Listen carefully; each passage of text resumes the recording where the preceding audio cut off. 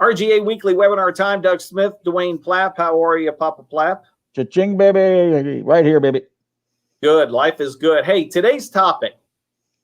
I'm going to tell a short story first, and then you're going to take it and run. And it's about trying to build a relationship, but doing it with a purpose. So here's my example.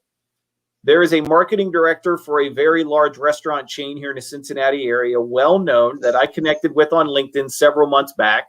Because we're both here in Cincinnati, I reached out and said, hey, would you be open to meeting in person? I'm old school. She said yes. So we met at one of their locations, and it was very business-like for that first meeting, you know, kind of what's going on. No pitching. I didn't present. We were just trying to feel each other out. At the very end of it, she had mentioned a problem she was having. And I'm connected with the marketing director for another well-known chain. And I said, hey, if I could connect you with Will, would that be beneficial? Because I think he could help you. She goes, that'd be great. I made the connection. Will has helped her out tremendously. So now we fast forward a few more weeks. She reached out to me and said, hey, are you open for a coffee? I said, absolutely. We meet at the same restaurant. The meeting starts with a giant hug. She hugs me, not a handshake this time. Now it's a giant hug. And she says, you've really helped me out. We're talking about business. Well, lo and behold, she's got another problem dealing with some website stuff. And I said, well, you know what? I'm connected with this gentleman who's the digital director for a massive restaurant chain all across the country.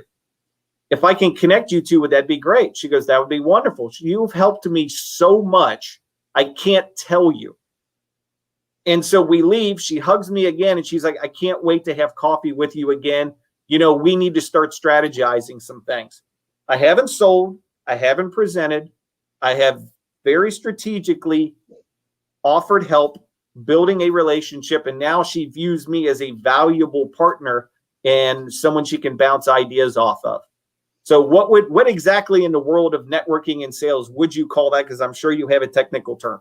Well, I call it the strategy of making relationships. So I'll give you an example. You meet for the first time. Okay. What I always tell people is this: when you meet for the first time, there's no selling. You don't do any selling. Okay.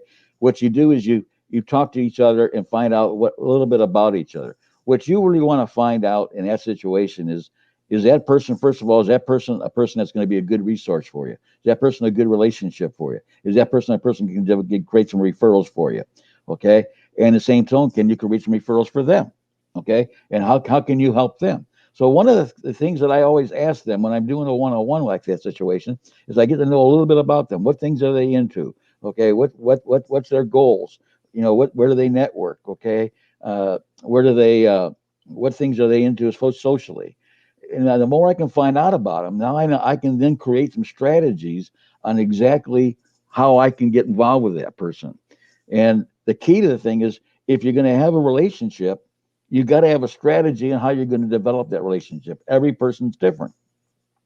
So two of the questions I always ask people when I'm doing my initial one-on-one with somebody is, what is your number one challenge you have in your business? Okay. And if the relationship's going good, they're going to give you a nice, solid, good answer. And if it's a great answer, you may be able to help them. Like you just said, I've got this person I know that can help you with this situation. And then the next question I always ask people is this: how do you perceive I can help you?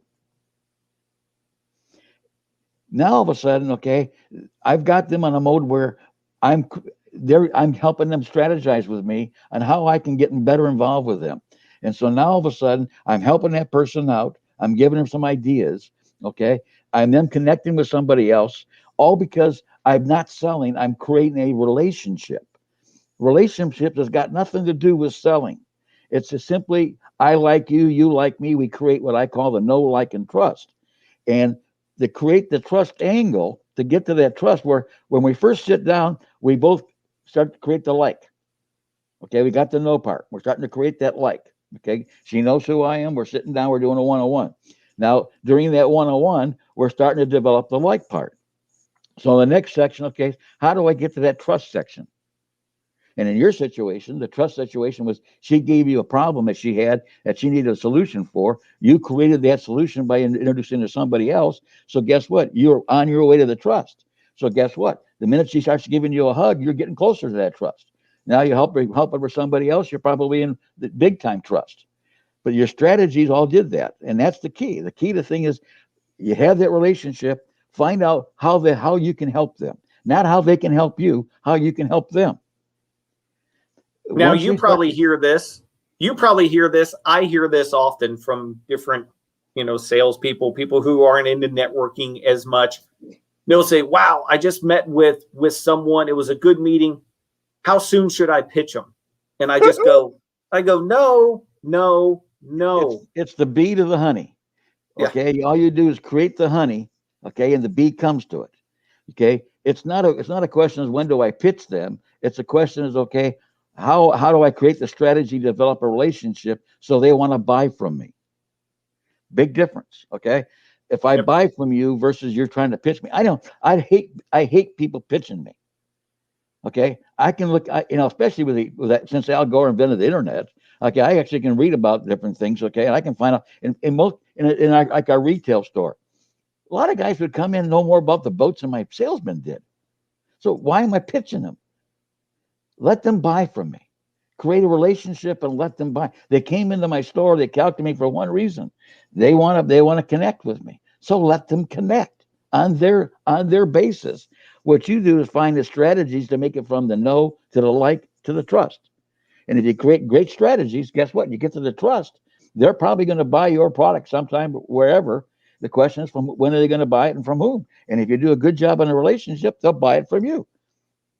Yeah. And the analogy I used to use oftentimes when I was sales manager and had a sales team at the radio stations in Texas was you are putting deposits in the bank, so to speak.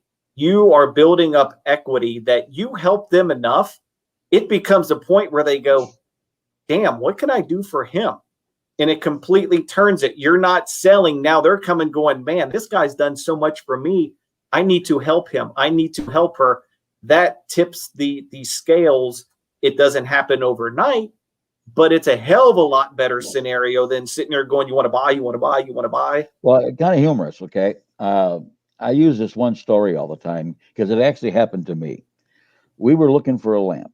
So we go to Home Depot and we're looking for a lamp and we're going through the whole area, all the lamps. And finally I see this guy walking down the aisle and he's got the little cape on, for Home Depot and says Home Depot on it. So I'm assuming he works for Home Depot. I say, hey, I says, you work in this department? He says, yeah.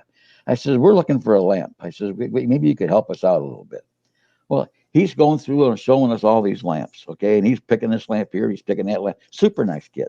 Okay. Must have been about 25 years old. Super nice guy. I call him a kid because I'm an old man. So anyway, I'm sitting there, we're talking to him and everything else. Okay. And we start to develop a little bit of a relationship. He didn't really have a lamp that we really wanted, but I felt bad.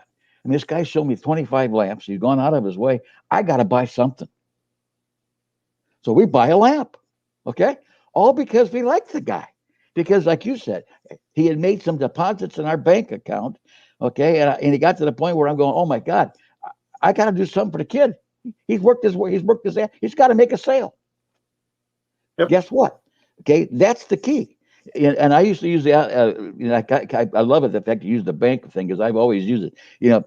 You make deposits in a person's bank account. You don't want to make any withdrawals. Let them help come to you. And I always use on my PowerPoints also. I got a little bee with a honey there, and it's a honeycomb. And if you create the honey, the bee will come to the honey. But the thing is, though, you can't throw the honey at them. You got to let them come to the honey, and that's the key. You can't sell. And that's why my program's called Sales Without Selling, because I help people create the opportunities to create their sales without having to sell. It's because I create the honeycomb and the bees come to the honey. It's all about relationships. That's it. It's a long-term play. Every once in a while, if you do it the right way, sure, something will fall in your lap and you'll get a quick sale or you'll do something. But when you do it the right way, the long-term way, it pays greater dividends in the long run, and you're not always having to cycle where you go through churn and burn. Well, like I said, like I said before, if you create the relationships create energy. Okay, you start creating relationships, people start talking about you when you're not around. Okay, and you start creating energy. Well, that energy then creates, and then guess what? You'll then get some referrals and some sales that just happen to fall in your lap because you've created the energy to make that happen. But you don't create the energy by just showing up and start throwing the things at people. You got to create the relationship so they're talking about you, so you become visible, you become well known, and now all of a sudden, guess what? The more you do that, then it becomes easier to get the business because now it starts to fall in your lap because you don't got to work as hard to sell because of the fact that people are coming to you. The key to people falling in your lap is not you selling; it's because they're buying. Good stuff. I always enjoy these, Papa Plapp. You and Mama Plapp have a good weekend. Big plans? Yep, we're just gonna party down. Probably have a couple of beers on the patio with a couple of cigars and a big bonfire, and like we do every weekend, and be party down at the Plapster's house. And if you're out there and you're close by, come by, have a cigar, a beer, and a little fire with a big guy. There you go. Thank you, sir. You enjoy your weekend, and I will see you again next week. Cha-ching, baby. Thank you. Bye-bye.